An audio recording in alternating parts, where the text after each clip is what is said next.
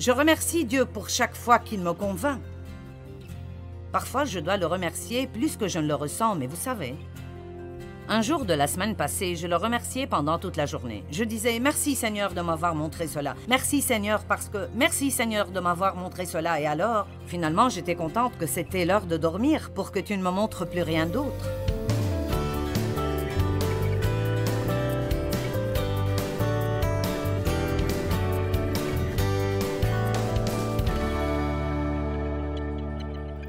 Car c'est par la grâce que vous êtes sauvés, par la foi. C'est le don de Dieu, ce n'est point par les œuvres, afin que personne ne se glorifie. Par la grâce, par la foi. Tout ce que nous recevons de Dieu vient à nous de la même façon, par la grâce, par la foi.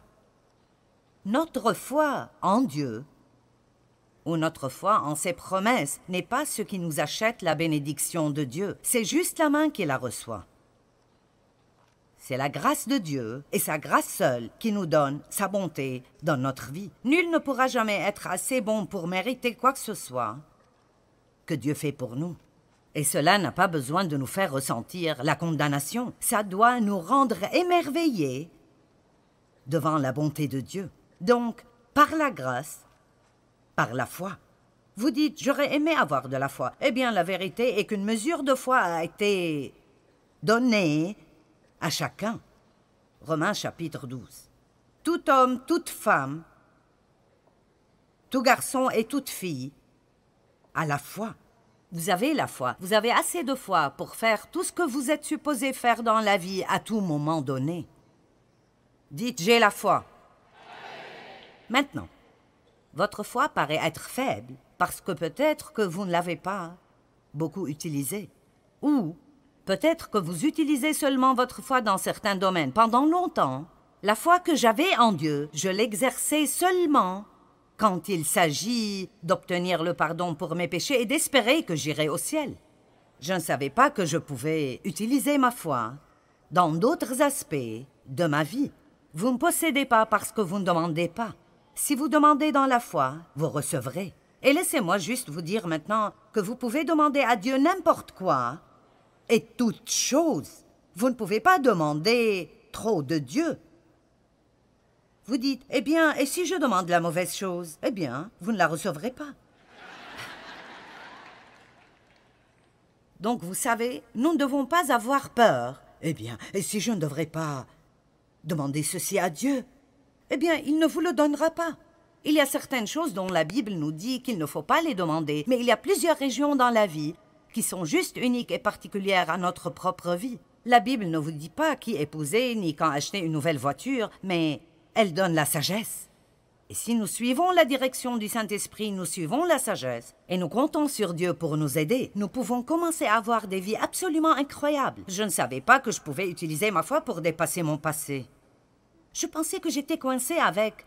Eh bien, j'ai été une victime d'abus. Eh bien, je ne m'appellerai jamais une victime d'abus maintenant. Jamais. Vous ne pourrez jamais me faire dire que je suis une victime d'abus parce que je ne suis pas une victime d'abus. Je suis une nouvelle création en Christ et je marche dans la victoire. Et quoi qu'il vous soit arrivé, je veux vous encourager. Débarrassez-vous de toute mentalité de victimisation que vous puissiez avoir. Nous ne pouvons pas toujours être des victimes et être de nouvelles créations en Christ. Alors, vous avez de la foi. Ce que nous avons fait dans ce ministère, nous l'avons fait par la foi. Vous n'avez vraiment aucune idée, dans le naturel, combien je ne suis pas qualifiée pour faire ceci. C'est vraiment presque hystériquement, ridiculement, drôle. Et pour cette raison, je sais que c'est Dieu. C'est pour cela que dans 1 Corinthiens 1, il est écrit que Dieu a choisi les choses folles du monde pour confondre les sages. Il veut que le monde regarde et dise « Ce n'est pas possible. Pas possible. Ce n'est pas possible que tu puisses faire ça. » Et puis il veut que le monde regarde comment ça arrive à travers vous. Amen. Afin que nulle chair ne se glorifie. Je me demande combien de personnes vous ont regardé en pensant « C'est impossible pour toi de changer. » C'est impossible pour toi de faire ceci un jour. Mais en mettant votre foi en Dieu, vous le faites. Eh bien, je n'avais vraiment pas prévu de prêcher à propos de la foi ce week-end. En fait, j'ai pensé à ceci il y a 2 semaines, assis sur ma chaise, parce que je lisais ce chapitre, qui est l'épître à Philémon, et je suis arrivée au verset 22, et quelque chose a cliqué en moi. Et puis j'ai juste pensé, je ferai un petit message sur comment la foi fonctionne, parce que il y a ce qu'on appellerait à juste titre des lois de la foi. Et une loi est quelque chose qui marche à chaque fois. La gravité est appelée une loi, la loi de la gravité, ce qui veut dire qu'à chaque fois, pas parfois, mais à chaque fois que je jette quelque chose dans l'air, ça tombera. Et donc il y a certaines lois de la foi, et ce que je veux dire est qu'il y a certaines façons par lesquelles la foi marchera, et d'autres par lesquelles la foi ne marchera pas. Et alors, comme vous avez la foi, dites « j'ai la foi ». Et comme vous n'obtiendrez rien de Dieu, sauf si vous utilisez votre foi, je pense que ce serait bien de prendre un peu de temps ce matin, juste pour voir si vous faites ce que nous devrions faire avec notre foi, et si vous utilisez cette foi d'une manière qui la rend productive et fonctionnelle. Vous êtes d'accord? Ok. Maintenant, lisons donc Philémon 1, verset 22. Paul écrit à Philémon à propos d'un esclave qu'il avait nommé Onésime, et il s'était en fait enfui de chez Philémon. Et Paul l'a rencontré. Et il est devenu un fils spirituel de Paul. Et maintenant, Paul allait le renvoyer chez Philémon. Et il voulait s'assurer que Philémon le recevra gracieusement et qu'il ne le punirait pas parce qu'il s'était enfui. Et c'est ce dont parle la partie majeure de l'épître. Mais après, Paul dit, et c'est très important, Paul était en prison quand il a écrit cette lettre. En prison, et il n'avait aucune idée de quand il sortirait de là.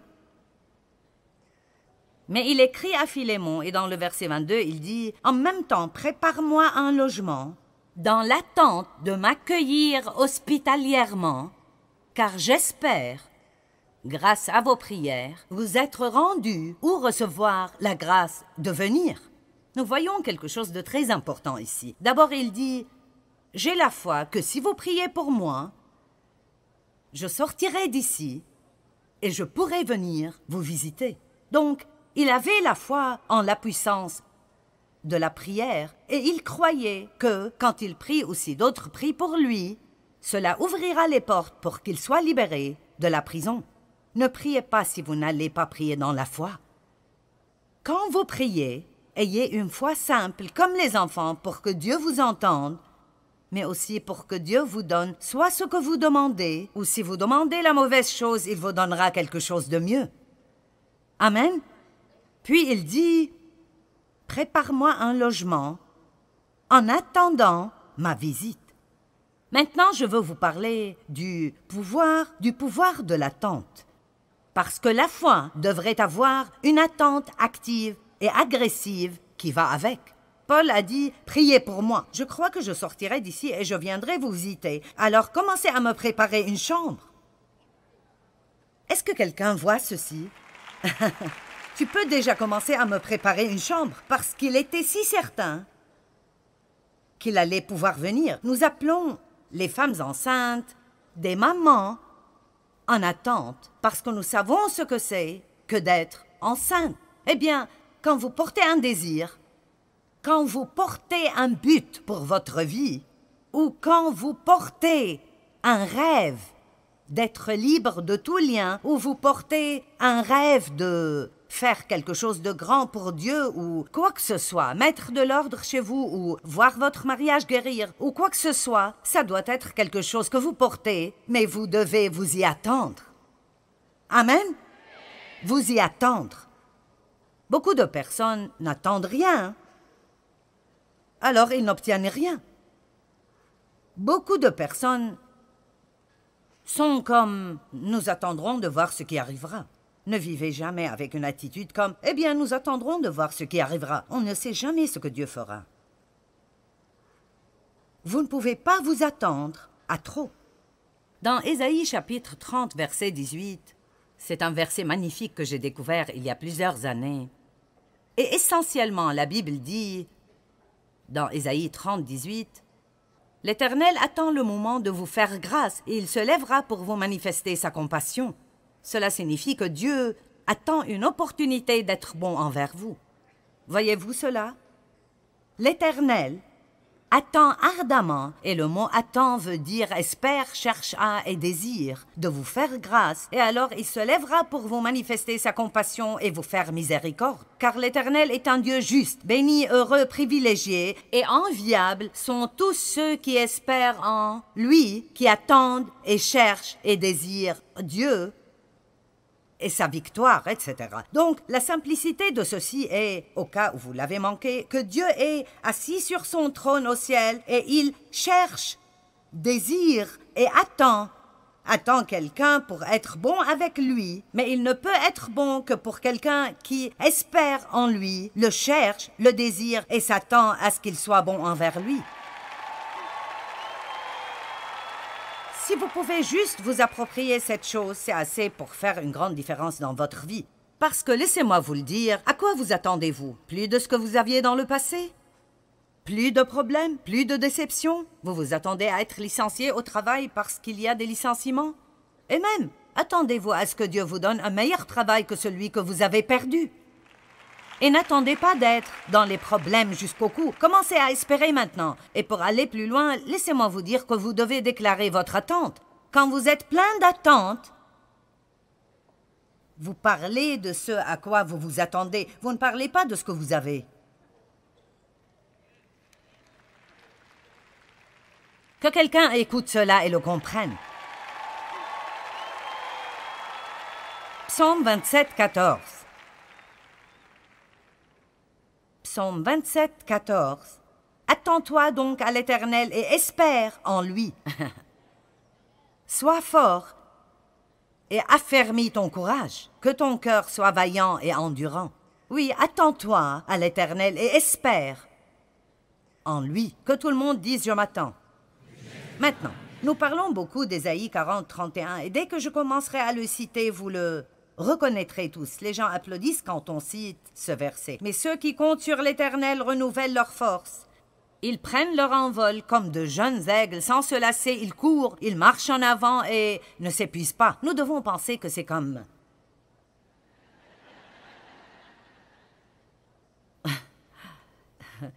Mais si vous le lisez et vous étudiez ce mot « attend » dans la langue originale, ou si vous le voyez dans la Bible amplifiée qui amplifie un peu de la langue originale, il dit que ceux qui attendent, cherchent, désirent et espèrent le Seigneur. Alors, comme vous attendez Dieu,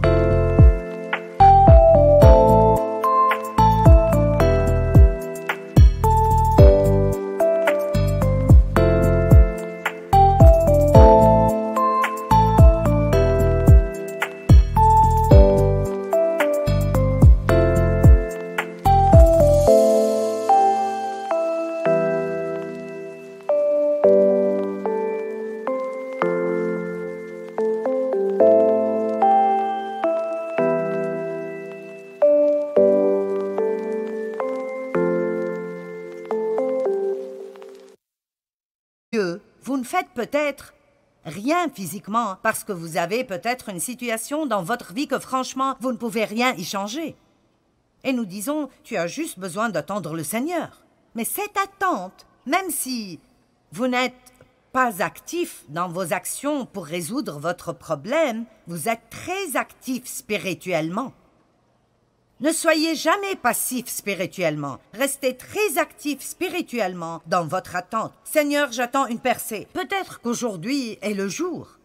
Vous pouvez même utiliser votre imagination, et je n'essaie pas d'être farfelu et de me perdre dans une sorte de manipulation mentale, mais nous avons une imagination. Pourquoi devons-nous l'utiliser? Sommes-nous supposés l'utiliser simplement pour nous souvenir de toutes les choses bêtes qui nous sont arrivées dans nos vies? Pourquoi ne puis-je pas juste fermer les yeux et dire « Seigneur, je vais juste rêver de quelque chose de grand pendant 1 minute et j'imaginerai comment sera ma vie quand ma percée viendra parce que je sais qu'elle arrive ?»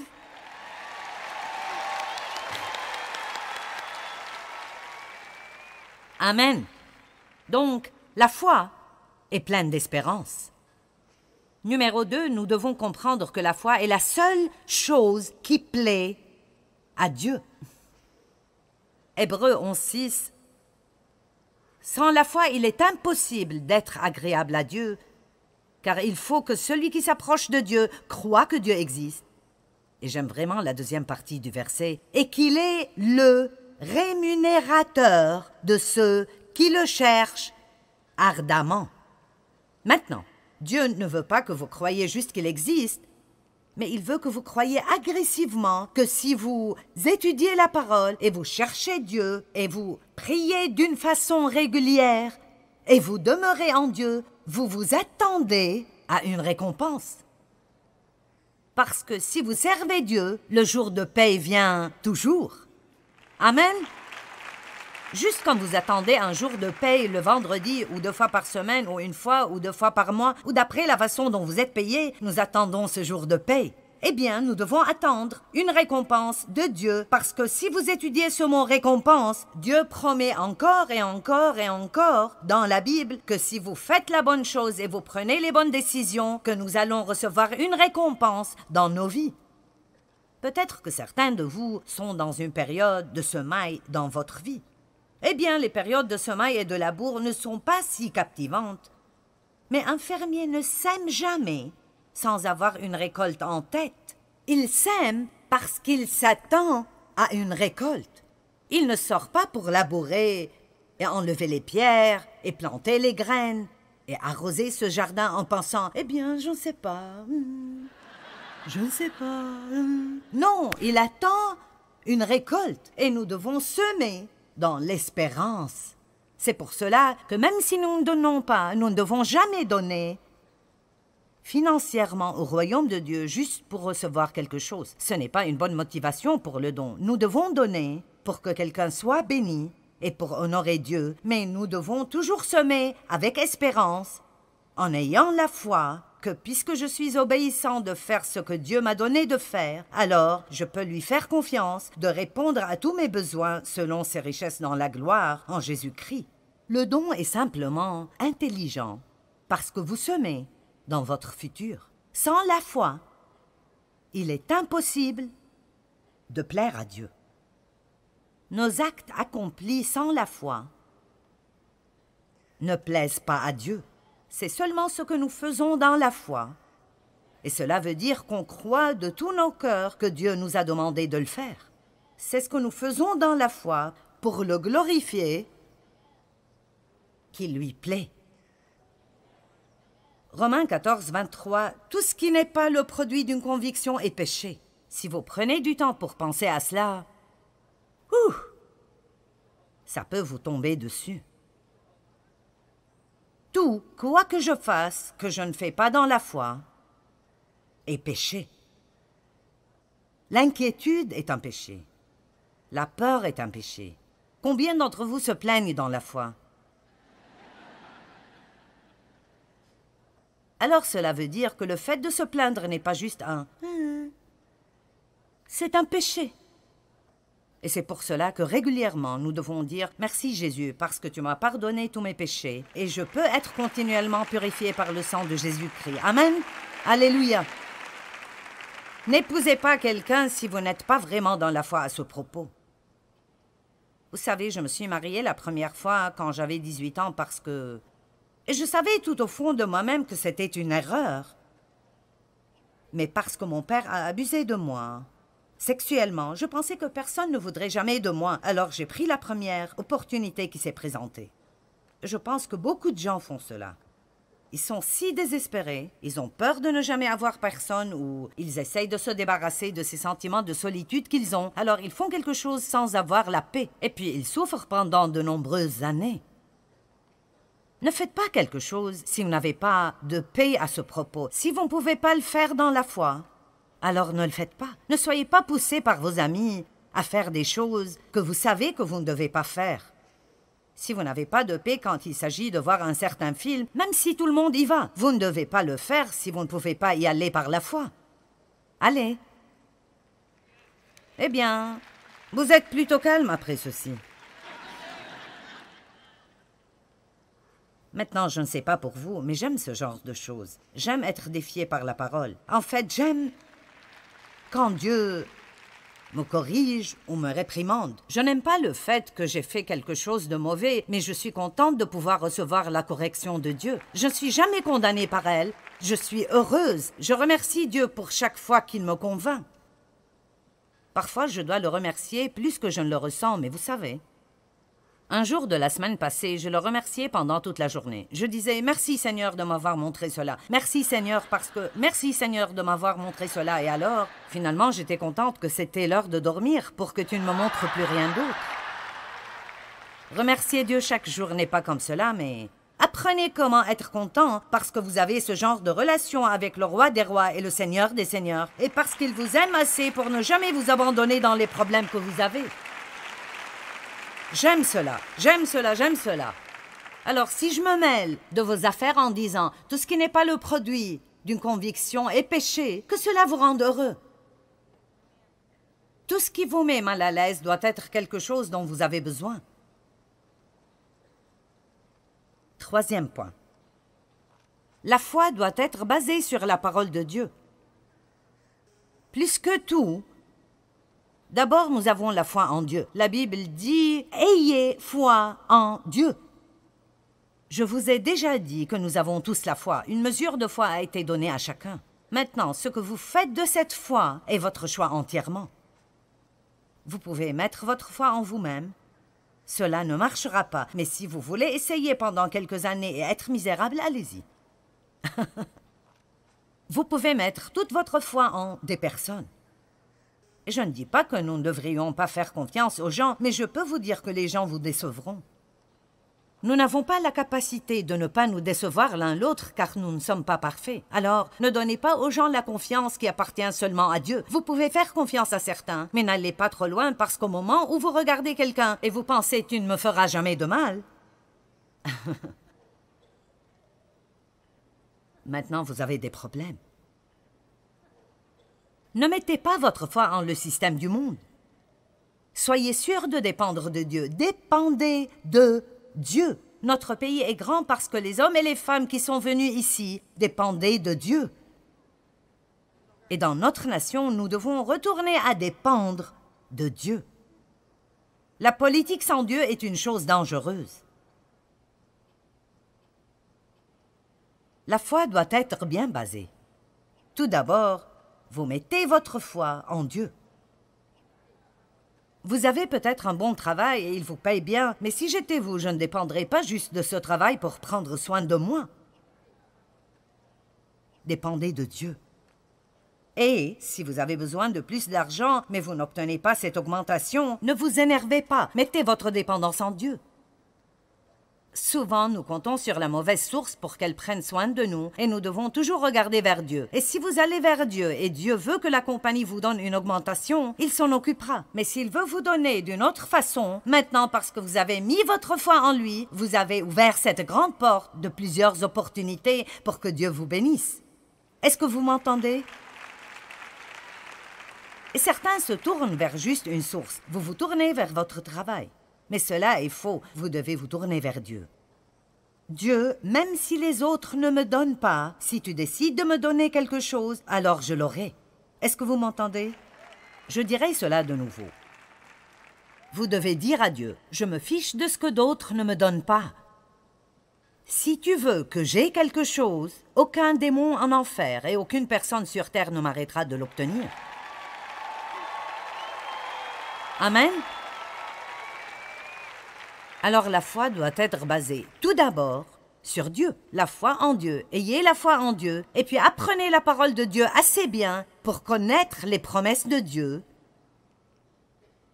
pour mettre votre foi en les promesses de Dieu. Maintenant, je ne pense pas que vous ne pouvez pas prier pour quelque chose si vous ne pouvez pas trouver de versets correspondants, mais je pense que c'est sage de remplir autant que possible vos prières de la parole de Dieu. Priez la parole à Dieu. Rappelez Dieu. D'autres prophètes l'ont fait. Ils rappelaient Dieu tout le temps de ce qu'il a dit. Et vous devez dire, Dieu, tu m'as promis que tu pourvoirais à tous nos besoins et je m'attends à ce que tu fasses cela. Merci pour cela. Tu as promis, Seigneur, que si j'instruis mes enfants selon la voie qu'ils doivent suivre, même quand ils seront vieux, ils ne s'en détourneront pas. Alors, où qu'ils soient maintenant, Dieu, je crois qu'ils reviendront.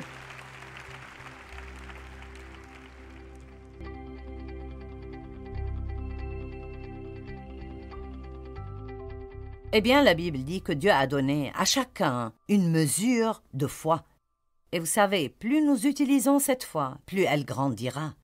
Et aussi, nous avons sa grâce qui nous aide. À chaque fois que nous agissons dans la foi, sa grâce, sa puissance et sa capacité viennent à nous pour nous aider à être efficaces dans tout domaine de notre vie. Vous savez, je pense que nous avons besoin d'apprendre autant que nous le pouvons à propos de la grâce parce que la grâce est phénoménalement incroyable. La grâce est la puissance de Dieu qui vient à nous gratuitement et nous rend capables de faire ce que nous avons besoin de faire dans la vie, sans aucune lutte, fatigue ou effort de notre côté. La grâce est ce qui nous sauve. La grâce nous pardonne. La grâce nous offre la miséricorde. La grâce est vraiment incroyable.